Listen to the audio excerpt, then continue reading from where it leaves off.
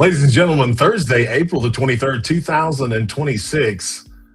This is the Made in Paradise podcast with your hosts, Anthony Ferguson, Darin Sparky Fingleton, and John Clark. John T. Clark.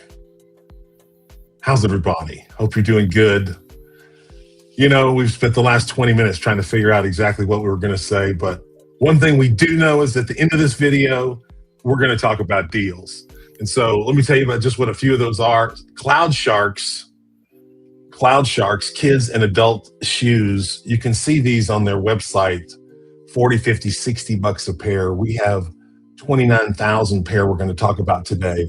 135,000 Pampers diapers, brand new 135,000 diapers. Gran Luchito red enchilada sauce. Got a deal on that, FOB Laredo.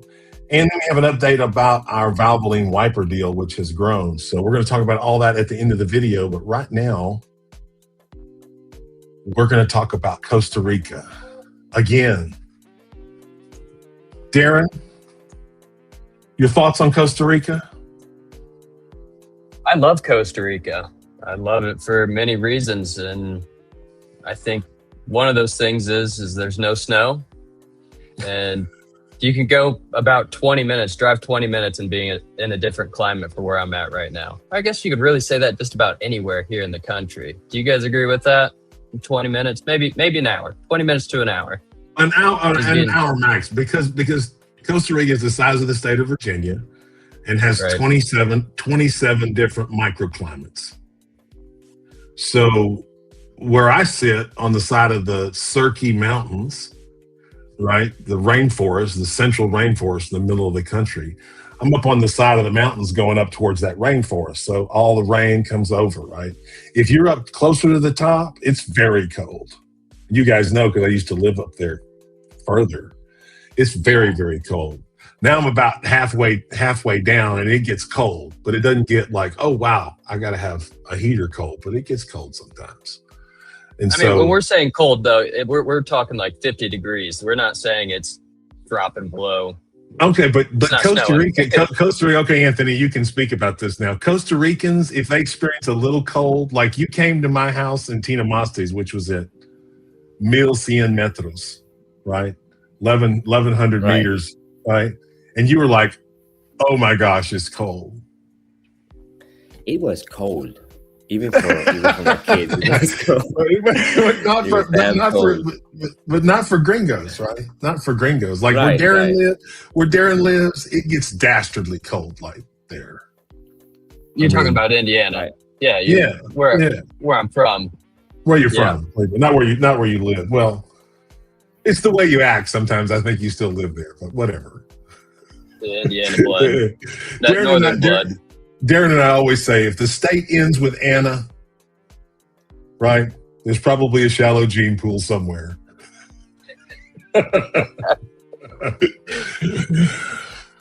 All right, back on the Costa Rica. We were talking earlier about, you know, everybody says I want to move to Costa Rica, but hardly anybody does it, right? And I think the number one thing for that is family. Like people don't want to move to Costa Rica because they don't want to leave their family. And then the people that do move, and Anthony, you've seen a lot of people come and go in the Caribe in your lifetime, right? People that move not just from the U.S., not just gringos, but Canadians, Swiss, French, Germans, and people from Spain. Go ahead. Sorry. The amazing thing is that once they visit Costa Rica, I hear these guys said many times, I don't want to go back to my country, right?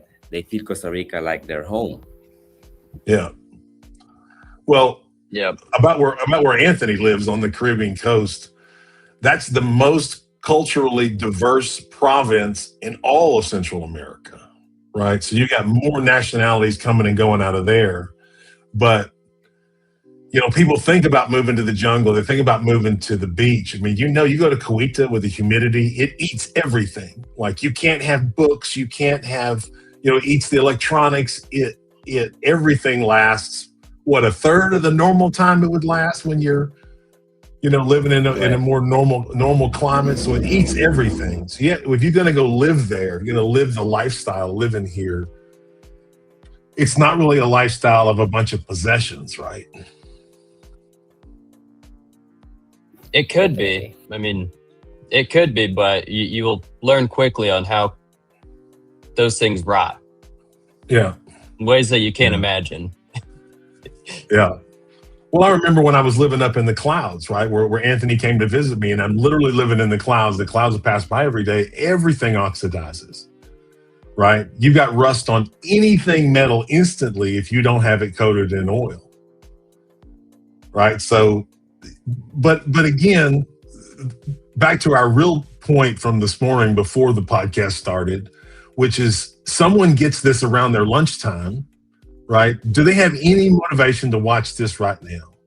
And all of us have made a decision that we've acted upon for years of, I'm gonna work to live, and I'm not gonna live to work, right? Darin was saying you should tell your origin story about why you came to Costa Rica. I mean, the very short version of that is that I was in Las Vegas after a very successful trade show, and I was sitting in a restaurant with all of my employees and a whole bunch of other people, and one of our customers was paying for everything, and I was sitting there and having conversations with president of these stores and vice president of this and the owner of this distribution company and all these people that I had known for a long time. And as we sit there just having conversation, everyone was telling me a negative story. They were saying, oh, well, my wife's got cancer, my kids hate me, or, my this happened with my parents. And they just kept telling me these stories, and every one of them was negative. And I was trying to be happy, but every one of those stories was negative. And it just dawned on me, right? If I continue down this road, I'm going to end up in the same type of situation as these folks, right? These folks that I had been on the road with for years. You go to another trade show, you see them everywhere, but they didn't make their life the most important thing. They were making work the most important thing. And so I started projecting out into the future and saying, when I get to the end of my life and I look back, I would much rather have had a whole bunch of adventures than I had, for example, just grown a retail chain of stores. I know that has its own set of adventures, but I would rather experience life and build my personal relationships and things that really have value to me outside of work. So both of you have watched me for 8 years, right? Because Anthony, you watched the first 8 years I was here in Costa Rica, and Darin, you've watched most of the second 8 years. So how different do you think I am today, Anthony, from the moment you met me in Kuwaita almost 16 years ago? Oh, you changed it a lot. That's why I have some question related to that change, because I saw you, for example, right in the beginning, you had all this mentality and all your dreams, your goals, and then you switched to something else. But that doesn't mean that you forget about your first dream. You just try to like readjust the direction, which is I try to learn a lot. So meanwhile, we continue with this podcast. I have quite a big question for you, so you could go ahead and teach all of us. All right. Well, what's your question today? Let's go. We're at 9 minutes. Go ahead. So right before you said something about Las Vegas and all this. So let's see, if someone wanted to start in a retail business today, what would be the first piece of advice you would give them? Do you mean opening a retail store? For example, right? Well, a lot of different types of retail stores, right? You could buy a franchise, open a retail store, you get the franchise back up. If I was going to go open a store today, having been in the liquidation business, I would not do returns. And if I did returns, just being honest, it would be Target and probably nothing else. Just from what I know about returns and have them done for so long. I did 5 years with Sears doing all of their craftsmen for the whole US. That was a big deal. And just having opened a retail store before, I think it would be better to focus on brand new items and to do a store that was more like a mini TJ Maxx or something of that nature, a mini Tuesday morning. Like here in Costa Rica, we have Pequeño Mundo, right, which is a discount store, but it has a big footprint. I would try to do something with a smaller footprint, like Anthony, like the size of a Pali, maybe, right? But I'm thinking in the United States, they're like the size of a Dollar General, and try to sell FMCG, fast-moving consumer goods, and try to almost compete, Anthony, with something that is on the lower end, people consume a lot of. Because when you're talking about Dollar General, when they started out and they had fewer stores, they were interested in a lot of closeouts, but there's not enough closeout volume for them now. They're too big. But if you just wanted to supply, for example, 3 or 4 stores, well, there's a lot of deals available that you could have unique merchandise in those 3 or 4 stores, and still be competing with some of the big retailers in the United States. But if I was in Costa Rica and I was going to open a store, I think there's an opportunity with Target, because there's no Target in Costa Rica. Every single liquidation store in Costa Rica is Amazon. Like, I don't know that I've been in one of them and seen anything else but Amazon. So I think if I was going to open a store in the liquidation business in Costa Rica, I would try to focus on Target. Did that answer your question? Yes, sir. Gotcha. There's quite a few challenges bringing Target. I'm sorry, Anthony, but I did just want to say that there's quite a few challenges trying to start a business here in Costa Rica. So if someone wanted to try to do that, make sure you do your homework before you come down here. Okay, well, the customs issue is what you're talking about, right? And exactly. the issue is that per capita, Costa Rica has more bin stores and liquidation stores than any of the other countries in Central America. And I don't have the link to the video, but there's a Tico with a YouTube video saying that all of these stores are actually laundering money for narcos, right? And there's no legal way to import that merchandise into the country, but there's a store like literally on every corner now. But there's no legal way that you can take an Amazon high piece count or an Amazon LPN or whatever and ship that into Costa Rica legally, because you're supposed to pay duties based upon the category of each item. So you'd have to have a manifest of everything there, and it'd have to be categorized. And that stuff's not manifested. But it's all over Costa Rica, right? And it's been in the news. Oh, we know this is illegal, and we know that this happens, and we know that this shouldn't be here. And it's been in the national news, and the health department went out to some of those stores, and they went and took all of their health and beauty aids and all of that stuff.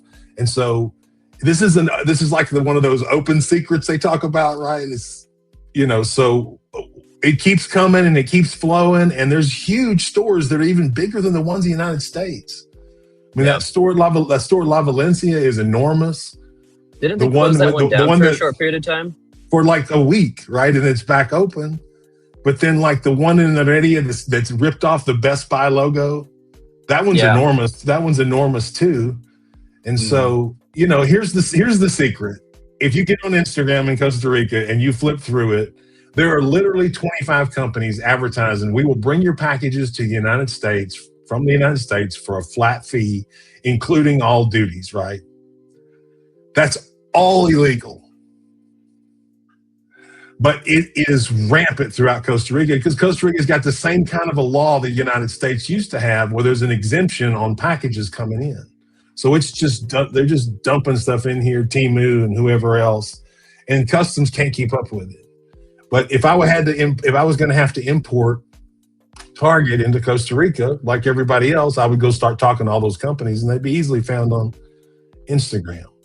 But then we can have a whole other discussion about who you buy your Target from and what they do with it, and whether they're going to send you some Target that's been cherry picked. But that's another discussion. All right, we're at the 15-minute mark. There, Anthony, you got another question? Yes. And Darin said, you got to make sure to do your homework, which I agree with. But John, in regard to your experience in retail business, what is one mistake you see beginners make when entering business, and how can they avoid it? Absolute inventory control. You need absolute inventory control at every moment. Assume everyone's going to steal. I know that's a very negative outlook. Just assume it. Everybody, your spouse, best friend, assume everybody's going to steal. Have absolute inventory control. That's have some incredible measures here to make sure that people aren't stealing. The jobs that you see here of just making sure that when you walk in, for example, when you walk into a hardware store here and you say, hey, I want a hammer. Well, he goes, well, here, check out this selection. And you'll say, I want this hammer. You'll hand it to the guy who will then tell you to go pay it. And that guy will then go bring it to somebody else to package it and then be there sitting there waiting for you to bring the receipt to you. Okay, but you got 4 steps. You missed one, right? Oh, which one did I miss? So I think about it like when you go into Goyo to buy a cell phone. Okay, so Anthony, tell me if I'm wrong, if I'm exaggerating this at all. You go into the store, right? And when you come into the store, the security guard's going to watch you, right? And if he's not watching you, there's someone else. They're just going to watch you. But then there's also going to be a salesman, right? And the salesman's going to sell you something. But then if it's in a case, he's going to have to go get the person that has the key to get the case to get open to get it. Then they're going to get it and they're going to take it to the back to the sales counter and they're going to give it to the sales clerk, right? Who's then going to write you up a ticket and you're going to pay. And then when you're finished with that, you're going to take that ticket and you're going to bring it to the security guard in front. So you got at least 4 or 5 people to get through a cell phone transaction, and they just have a scanner at Best Buy in the United States, right? And probably if you just stole one cell phone, they wouldn't even bother getting up from their desk. I mean, so you got a dramatic difference, but in Costa Rica, I think the general morality is if you don't secure it, if you're not smart enough to secure it, then it's okay for me to steal it. Do you agree with that, Anthony? I agree completely. Definitely.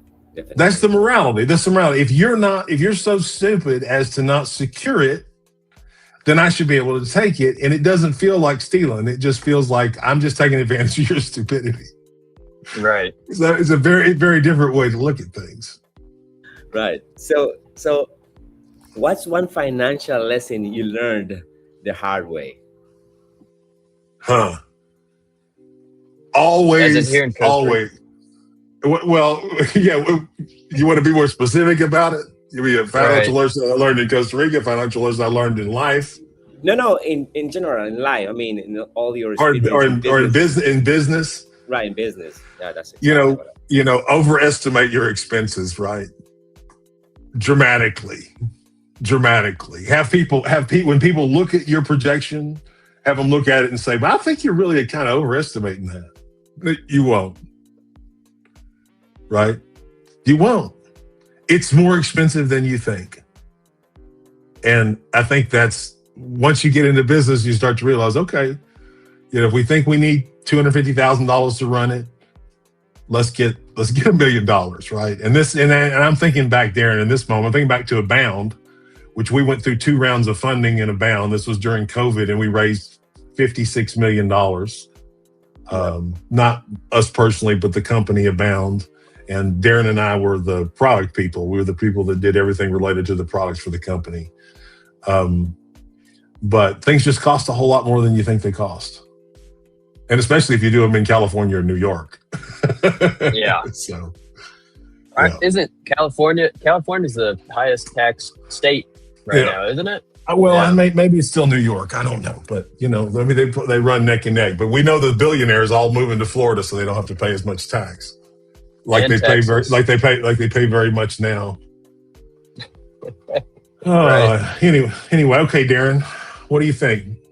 What's your question? We're just here shortly, about 3 or 4 minutes. We're going to swap over and talk deals and call it a day.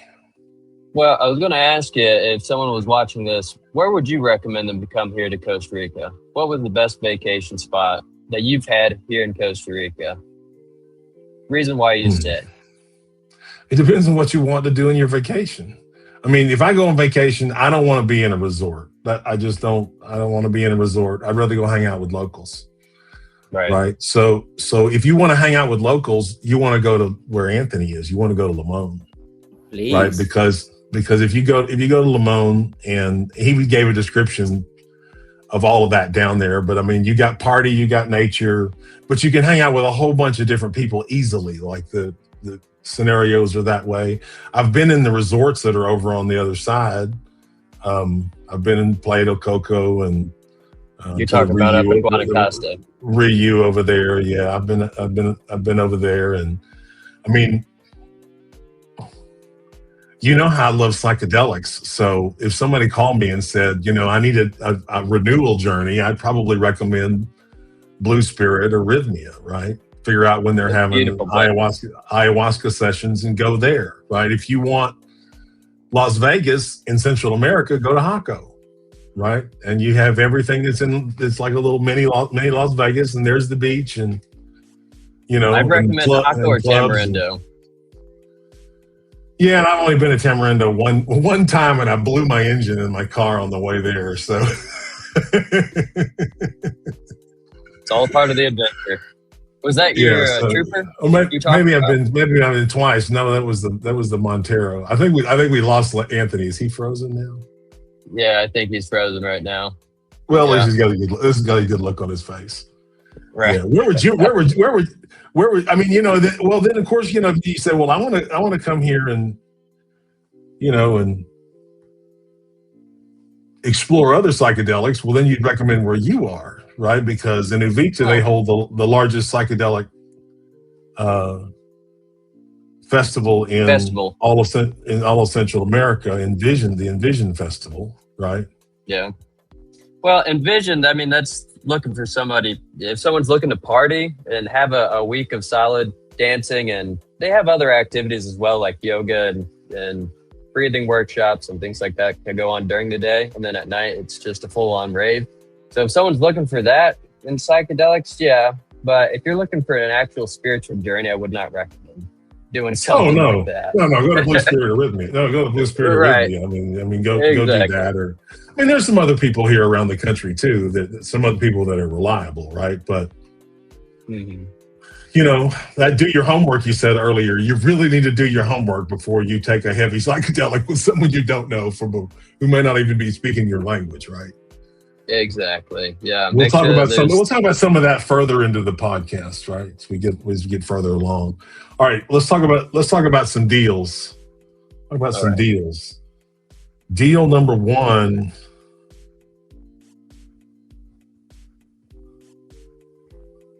Just a second, sorry.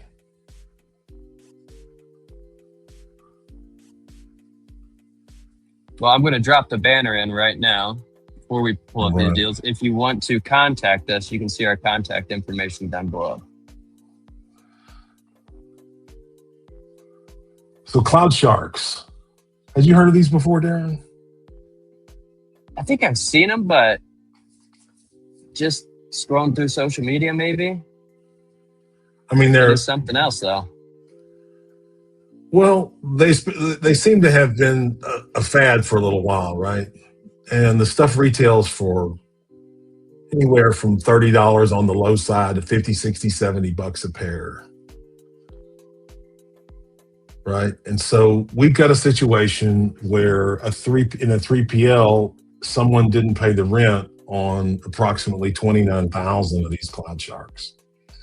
And so we've got 24,867 pair of adult, 4,219 pair of kids. Now, we just said that they retail for between 30 and $70, and we got them for $3 a pair on a take-all. FOB Florida. There's also 10,000 accessories that go along with these, little stuff that they can put on, and all of that stuff retails at $9.99. And they're going to give them away free to the person who buys this. We have a release And so this has a full legal release, and we can explain that to anybody who's interested in this product. And we have a manifest. So if you're interested in this deal on about 29,000 pair of Cloud Sharks, then please reach out to one of the three of us. Are they in various sizes? Below. Oh yeah, it's a complete size run. I mean, let me just pull the manifest up just a second. Okay, now so you have dead silence. I'm pulling up the manifest, which I should have been ready with already, but you got to fill the silence, Darin. Well, I was just thinking that, have you ever heard it? I don't know if this is true. I've read it somewhere, but the story on Crocs. You know, you mean, have I heard the the origin story on Crocs? Yeah, the origin story. I don't know if what I heard is true, I don't think I know the origin story, but I'm just curious where them being worn by people who would consider to be white trash entered the picture. Well, it's like this, the same similar product. I know this is built for, made for kids or maybe even some adults that like that. And just not to insult anybody, it seems to have come back around, right? So it was popular, and then this was poor people's shoes, and then it came back around, and now it seems to be popular again, right? So what I read on the origin story of the Crocs, and I could be wrong, so don't take this, but they said the movie Idiocracy. I don't know if you've ever watched that, but in Idiocracy, it's basically about a movie that's the guy falls into a nice chamber and is woken up, I don't know, 200 some odd years in the future, and the world is completely changed and everyone's stupider. And so he doesn't have a tattoo on his arm, which is how they register themselves. For the cops notices that he doesn't have it. And so when he's walking around the streets, he gets taken to jail. And in one of those scenes in the jail, the lady that designed the uniforms for the people in the jail had the Crocs. Uh-huh. And so she thought, what's the dumbest thing somebody could wear? Can look wearing something, it was the Crocs. I just thought that was... It's funny how something like that can then become popular, so popular today. Well, and I had guests come not too long after I moved to Costa Rica, and I had on a pair of Crocs. I had a guest come, and this lady is this vice president of the company of the company, and she knew me pretty well. And just one moment when we were together, she put her hand on my shoulder. She said, "Oh, John, I've known you for so long. You always such a classy dresser. Why would you wear those?" Right? And I felt real self-conscious all of a sudden. I just thought, well, what? Right? I had no idea. And then, I discovered there was a further connotation of these may not be people of means who wear these shoes, right? Mm-hmm. But that's completely crazy. Yeah. So, but they are comfortable. All right, you ask about the sizes. It looks like a good size distribution to me as you're looking down to the manifest, right? So, can you zoom in a little bit? It's a little fuzzy. There we go. Okay, yeah. Yeah. So it's got a good size distribution all the way across. I mean, I think I think we're loose here with saying adult shoes. I'm not sure, how many adults really. Do you go to dinner in these, or? Make a reservation in them at least. And there's a great variety of them too. There's a great variety all the way down. All right, I'm going crazy with the zoom here, and so then we got kids, right? So here's the kids models. Zoom in a little bit, a little fuzzy. There we go. All right. So you have a good size distribution throughout the whole thing, and then, like I said, there's 10,000 accessories. There they are. There, fire fins. So you change the fin on the back of the shoe, so you have a unique thing there. It's actually pretty neat. So these are like $10 a piece, right? So you got $100,000 worth of those going for free with this lot. All right. Cloud Sharks. Let's talk about Pampers. Anthony has 3 kids. Anthony, how do you feel about not having to buy diapers anymore? Can I ask that? Hell. I read my mind. I am laughing about it. I am so grateful. Believe me. How long has it been? It's been 3 or 4 years, right? Matthias is how old now? Is he 9? 9. He's 9. Almost 10. That's right. 9. And he's even more handsome than Anthony. I've been asking Anthony for years if he's sure he's the father or not. This is 135,015 diapers, all Pampers. We have a manifest for this too. Asking price is 17 cents per diaper, which is $22,952.55 for the load. This is from damaged boxes in a distribution center, right? So, diaper boxes, they crush pretty easily. And they crush the corner of the box, they pull the box off, they throw it away, it becomes surplus. Here it is. Anybody needing 135,000 diapers? No, that's the wrong one. We got a manifest. Let me pull the manifest up. Just a second. It just started pouring here where I'm at. I don't know if it's coming up on you guys again. You guys can hear that. Still. Oh, if we can hear it. Yeah, if you guys can hear it. I just don't want it to come through, mess up the feed. But it's just coming down. It's realism, right? Yeah. It's real. It's a real show, really, in Costa Rica, and it's really just started rainy season. 135,000 diapers, and you can see right here, most of them, like 90,000, right, are in these two columns, which you are gotta zoom in a little bit. 4T, 5T. Okay, let me zoom in some. Yeah, here we go. Right there, those two. So those 4T, 5T, and this size 3, that makes up 95,000 pieces in the inventory. So that's what it is. The good thing is that size 3 is one of the most popular sizes, right? Size 3 and 4 are the two most popular sizes that people use when they have kids. Do you agree with that, Anthony? I agree with you. Definitely. Yeah, I use size 3 almost for all my kids, right? They always like that size 3.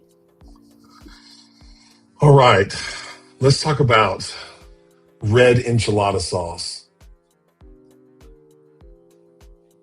What's that look for, Anthony? What's that look for, Anthony? Are you against red enchilada sauce for some reason? I don't like it. I don't. You don't like it? No.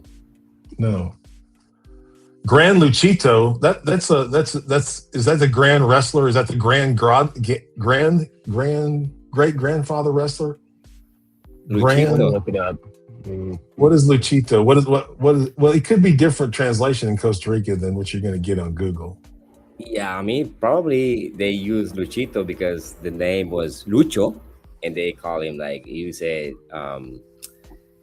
let's say, for example, these guys have his name, Neymar, then they say Neymar Jr. So I probably think it's Lucho, and then they say Luchito, right? And not because he's a wrestling guy or something along those lines.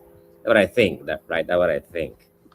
I don't see Grand anything Luchito, about Mexican chipotle enchilada sauce with roasted tomato and garlic. Sorry to interrupt you there, Darin. No, I was just going to say I don't see anything about wrestling or what it has to do. I'm thinking maybe it's just because it's in a small container. Right. But seeing it, that is a Mexican brand, and most of the Mexican, they like all this wrestling and things like that. Like probably he's going in that direction, right? Who knows? I told you when I went to Mexico City a couple of years ago on vacation, we went to a wrestling show, right? Did I tell you that? Oh, how it was? No. Oh wait, yeah, I think you sent me a video. So, I had the mask. I had the mask sitting in my office. Remember that yellow wrestling mask? I had that sit in my office on the bookshelf. And yeah, so they take you on a tour and give you temazcal and give you tacos, and then they take you to wrestling, right? And it was like it was wonderful, and I loved it, and I'm never going back. It's just not for me. It's just not for me. just not for me. When you're saying wrestling, it's like the WWE wrestling style, right? Yeah, it's not like Darin wrestled in high school, right? And so that's real wrestling, right? But this is just performance art. Right. And so, but I think Advi liked it. So my Costa Rican wife liked it. This expires in 2027. So there's a lot of dating left here, right? Case pack 6, 28 pallets. I think the whole thing fits on one trailer, 26,000 units, 50 cents a piece. We'll also take an offer. So if there's an offer you'd like to make, let us know about that. Last thing I want to talk about today on the deals is the Valvoline that we talked about a couple of days ago. We had less than a truckload. Now we got 4 truckloads, about 210,000 pieces of these Valvoline wiper blades at $2 a piece. And, they retail $22 a piece. We're talking about 90% off. This is all common sizes, right? We got good sizes distribution, really, really, really, and in a beautiful package. So let us know if you want to talk about that one. We're looking for olive oil or avocado oil for export right now. Also TVs, new open box or refurb in truckload quantities. If you have any of that, let us know. This has been episode number 3 of the Made in Paradise podcast. I'm your host, John Clark, along with Darin Sparky Fingleton and Anthony, the El Caribe Ferguson. And I hope you enjoyed this. And we'll see you again tomorrow. Ciao. All right. Ciao.